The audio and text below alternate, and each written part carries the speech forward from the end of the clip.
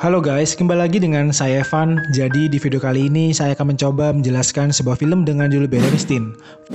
Film ini merupakan sebuah film berdasarkan kisah nyata yang menceritakan tentang seorang tentara Uni Soviet bernama Leonid Berenstain.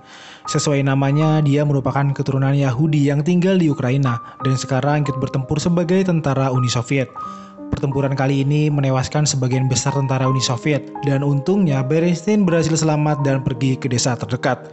Bagaimanakah kisah selanjutnya? Yaudah guys, tanpa berlama-lama ini dia alur cerita filmnya.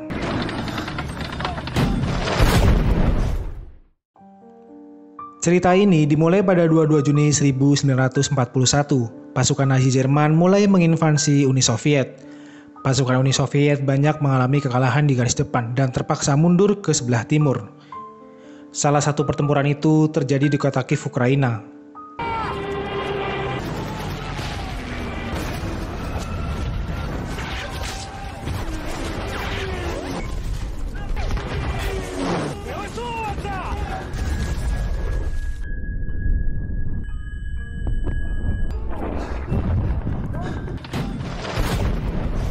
Pertempuran itu menewaskan sebagian besar tentara Uni Soviet dan untungnya Berenstain berhasil selamat. Ia pergi ke desa terdekat dan diselamatkan oleh warga setempat. Ternyata guys, di sana juga banyak sekali tentara Uni Soviet yang sedang bersembunyi. Saat itu juga tentara Uni Soviet ingin pergi ke hutan untuk bergabung dengan partisan. Namun Berenstain tidak ikut karena kakinya sedang terluka. Beberapa hari kemudian, pasukan Nazi mendatangi desa itu, dan para pria muda di sana langsung dikirim ke kamp konsentrasi, sedangkan para Yahudi langsung ditembak mati. Karena takut membahayakan pemilik rumah, Berenstain pergi dari sana dan pergi mencari partisan. Namun ternyata guys, malam itu pasukan Nazi datang untuk menggeledah rumah. Untungnya pemilik rumah tidak panik dan akhirnya nggak ketahuan. Hai dokter. Внучка, маленькая ночь у тебя.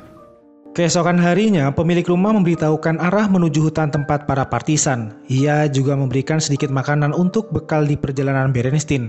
Namun, baru juga beberapa meter ia berjalan, tiba-tiba Berenstain ketahuan tentara Nazi.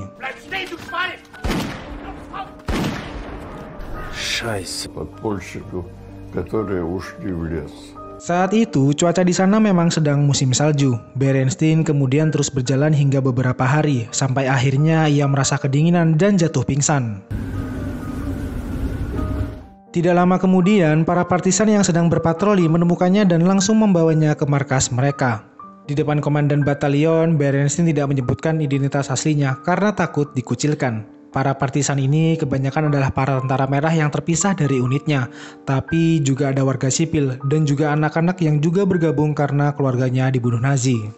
Walaupun terkesan bagian dari tentara Uni Soviet, tapi hak dan bagian mereka nggak akan sama, karena mereka tidak dapat jatah libur atau cuti.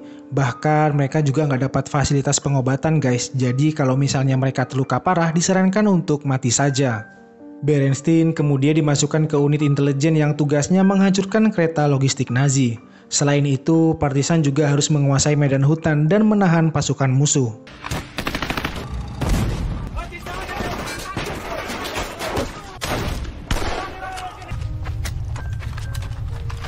Malam harinya, terlihat para partisan sedang berbincang. Lalu ada salah seorang prajurit yang membahas orang Yahudi yang bukannya ikut perang malah pada ikut bersembunyi.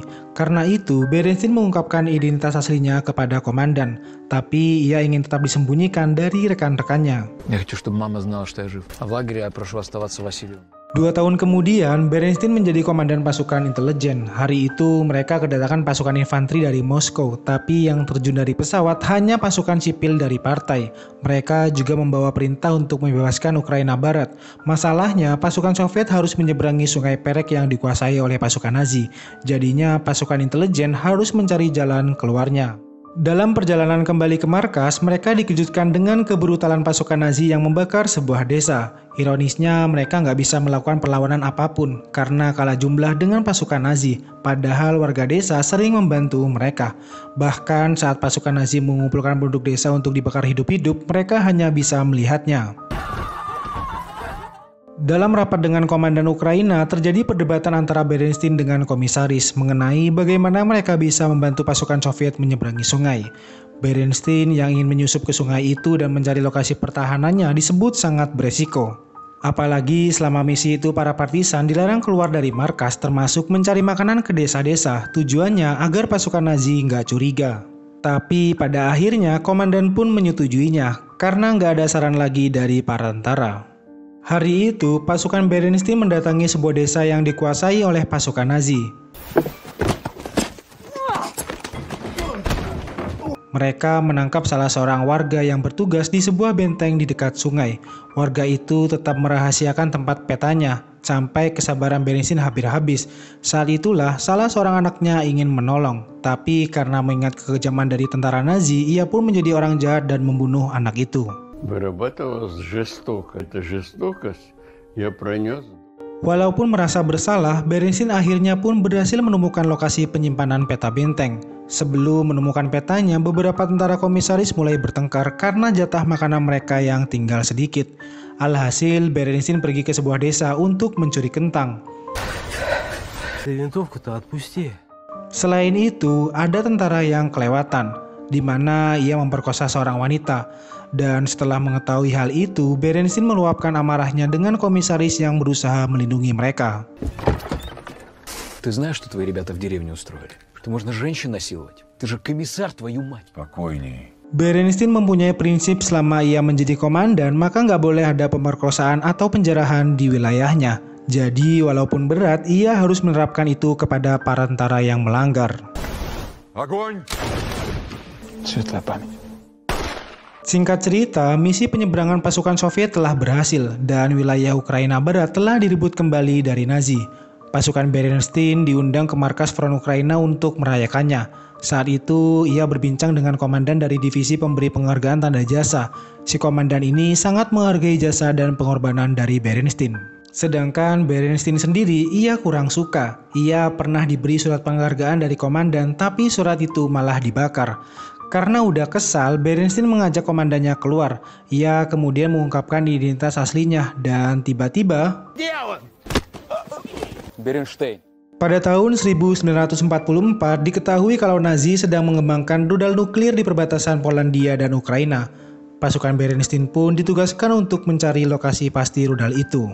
Sebelum pergi, Bernstein bertemu dengan mantan komandannya. Ia disuruh berhati-hati karena setiap pasukan yang mendapatkan misi ini nggak akan ada yang kembali. Untuk menuju ke perbatasan Ukraina, mereka akan diantar oleh pesawat kargo dan harus melakukan terjun payung. Tapi saat tiba di titik penerjunan, mereka diserang oleh tembakan artileri Nazi. Gara-gara itu, mereka jadi terlewat dari titik penerjunan, tapi Bernstein memutuskan untuk tetap terjun. Mereka mendarat di sebuah tanah lapang di mana salah satu tentara ada yang kakinya patah. Tempat itu jelas bukan tujuan mereka karena bukan titik penerjunan.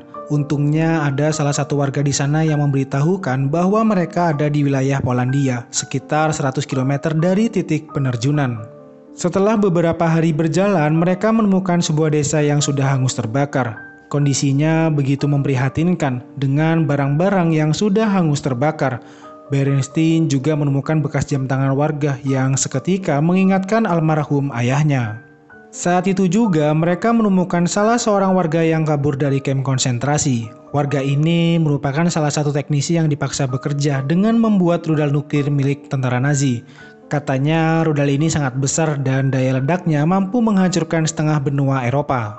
Walaupun mereka nggak memvalidasi ucapan dari orang ini, tapi Bernstein berupaya menggali informasi dari orang tersebut. Salah satu anggotanya kemudian mengingatkan Bernstein bahwa ini merupakan salah satu ancaman yang serius kalau bermarkas di sini. Tapi Bernstein masih tetap kekeh dengan menyuruh anggotanya melaporkan ke markas pusat. Selama 2 bulan di sana, mereka belum menemukan pusat pengembangan rudal Nazi, dan hal ini membuat markas pusat kehilangan kesabaran.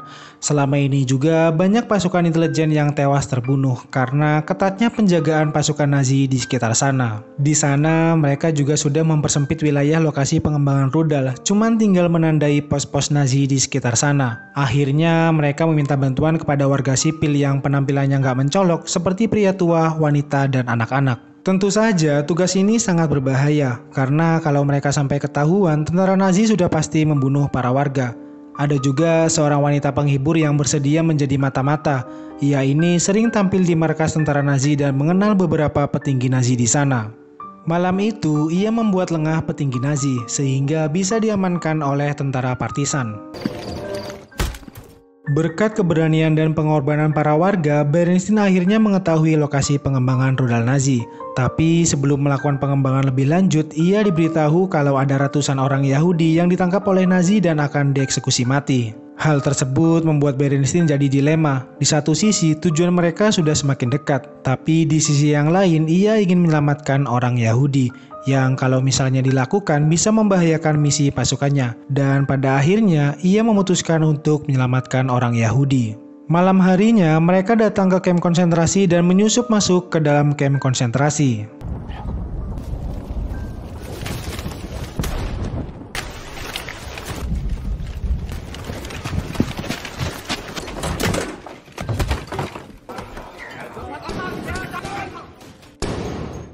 Dan pada akhirnya mereka bisa memenangkan pertempuran, tapi sebagian tentara partisan tewas terbunuh dan harga yang sangat mahal itulah yang harus mereka bayar untuk menyelamatkan ratusan orang Yahudi. Kemudian pada bulan Juni 1944, pasukan Bernstein berhasil menemukan lokasi pengembangan rudal Nazi Jerman yang bernama rudal V2. Rudal-rudal itu adalah harapan terakhir Hitler yang akhirnya kalah dalam Perang Dunia Kedua. Dan film pun berakhir.